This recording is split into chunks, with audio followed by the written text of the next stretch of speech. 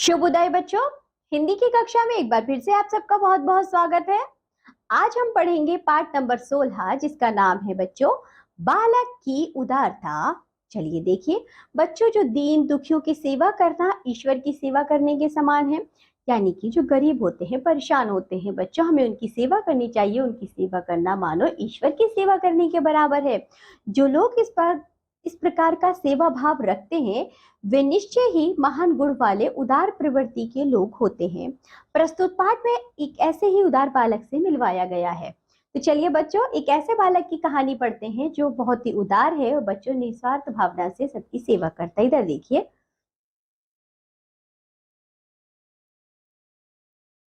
हमारे देश का एक राज्य है उड़ीसा, जिसको ओडिशा भी कहते हैं। बच्चों, हमारा देश जो कि बहुत बड़ा है, इसमें कई प्रकार के राज्य हैं। उनमें से एक राज्य है उड़ीसा। इसी राज्य का एक बड़ा नगर है कटक। इस नगर के एक चौराहे पर एक बुढ़िया भिखारिन बैठती थी और सबसे भीख मांगती थी। कुछ बालक प्रतिदिन इस चौराहे से होकर स्कूल जाते थे। बुढ़िया इन स्कूली बच्चों से भी भीख मांगती थी।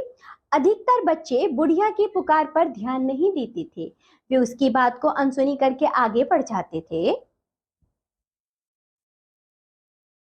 एक बालक को बुढ़िया पर दया आ गई। वह प्रतिदिन अपने खाने के डिब्बे में से 2 रोटियां भिखारिन को देने लगा।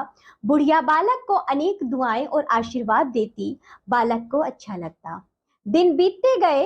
एक दिन स्कूल जाते हुए उस बालक ने देखा कि बुढ़िया अपने स्थान पर नहीं है।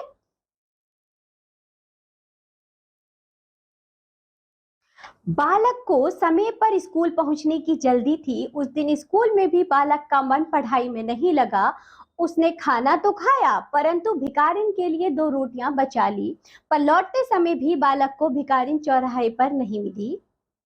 बालक अपने घर आ गया। उसने खाने के डिब्बे में से रोटियां निकाली और पुस्तकों की अलमारी में छिपा दी। बालक का मन नहीं माना। वह भिखारिन की खोज में फिर चौराहे तक पहुंच गया। काफी पूछताछ के बाद उसे पता चला कि कल रात वह भिखारिन मर गई। बालक उदास हो गया। उधर घर में माँ उसे खोजती हुई उसके कमरे में पहुंच गई। माँ ने देखा कि कुछ चींटियां कतार बांधे पुस्तकों में जा रही थी। माँ को अचंभा हुआ कि पुस्तकों में चींटियां क्यों आईं। देखने पर पता चला कि वहां 2 रोटियां रखी थी। तभी बालक भी कमरे में आ गया। माँ गुस्से से बालक को डांटते हुए बोली, पुस्तकों में रोटियां क्यों रखी हैं? देखते नहीं कितनी चींटियां आ गईं।